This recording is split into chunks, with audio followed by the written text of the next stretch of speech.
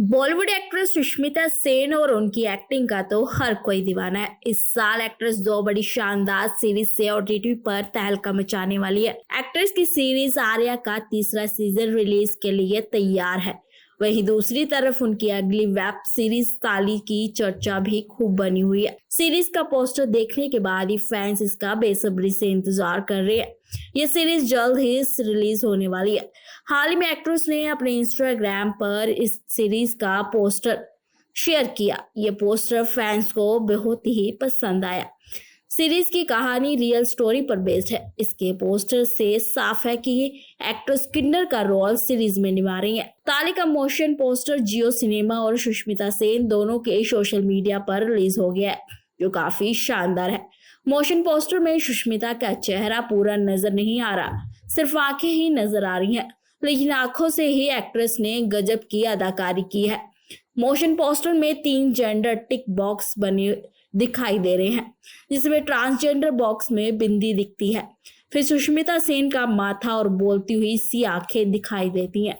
Motion poster में सुष्मिता सेन कहती सुनाई देती है कि तू मुश्किल दे दे भगवान, मैं आसान करूं, तू दे दे शक्ति दे, मैं गुलिस्ता करूं, लाख गिरा दे बिजली मुझ पे, मैं तो सतरंग बनूं। बता दे कि ताली को जियो सिनेमा पर स्ट्रीम किया जाएगा।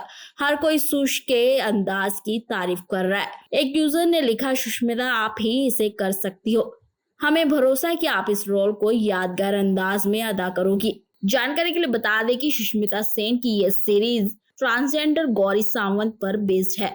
गौरी सावंत का जन्म एक मराठी परिवार में हुआ था। उनका असली नाम गणेश नंदा है। 7 साल की उम्र में ही उनकी मां की मौत हो गई थी। तब गौरी सावंत को दादी ने पाला।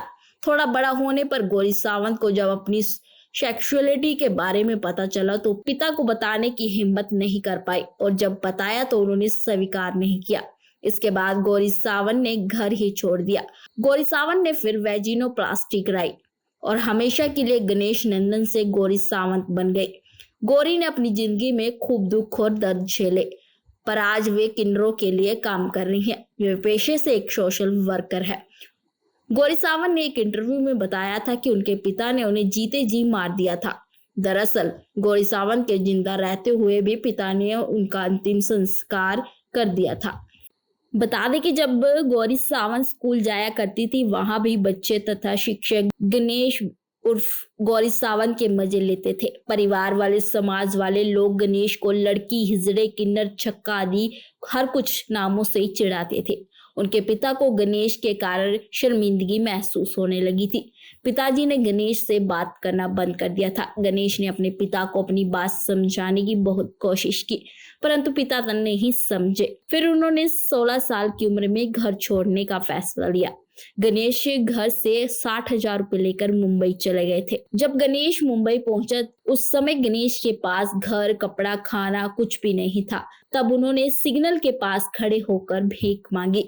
कुछ दिन बाद उन्होंने फैसला किया कि मुझे लड़कियों की तरह ही रहना है, सजना संवरना है, साड़ी पहननी आदि। गणेश को मेहनत की कमाई खाना था और सम्मान की जिंदगी जीना था, तो वे मुंबई के दादर में ट्रांसजेंडर कम्युनिटी के साथ रहने लगे। वही पढ़ी लिखी तो हमसफर ट्रस्ट के साथ जुड़ी और किन्नरों की सहायता के लिए काम करने लगी।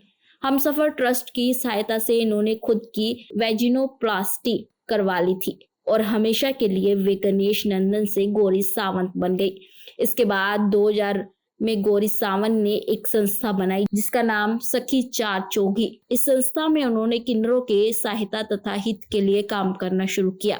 उनके जीवन में जो हुआ वे किसी और किन्नर के जीवन में ऐसा नहीं होना चाहिए, इस कामना से। बता दें कि गौरी सावंत ने 2006 के समय में गौरी सावंत ने एक बार बताया था कि 2006 के समय में मेरा एक चेला मेरे पास आया।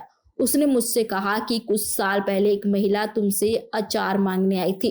बीमारी के कारण उसकी मृत्यु हो गई थी। उसका घर बिक गया था और उसकी 3 साल की एक बेटी भी है। गौरी सावंत उस महिला के घर गई। वह महिला की लाश थी। 2-3 आदमी थे, साथ ही बच्ची थी।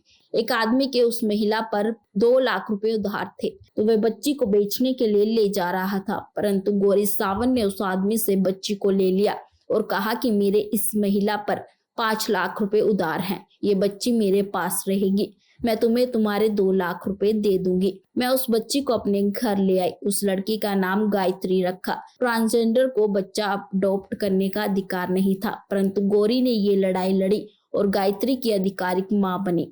आज गायत्री काफी बड़ी हो गई है, वे डेंटिस्ट भी बन गई हैं, साथ ही अभी आगे की पढ़ाई कर रही हैं। बता दें कि केबीसी के सीजन 9 में गौरी सावंत ने 25 लाख रुपए जीते थे।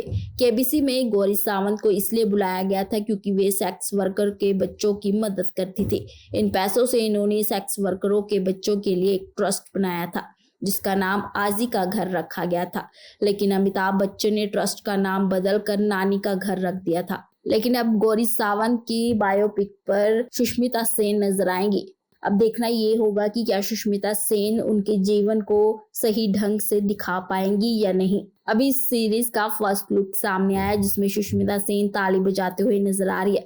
इस सीरीज पर गौरी सावंत भी कहती हैं, मैं बहुत खुश हूँ कि सुष्मिता सेन जैसी बड़ी एक्ट्रेस मेरा किरदार निभा रही है। इस फिल्म के कारण दुनिया मुझे और मेरे जीवन के बारे में जानेगी।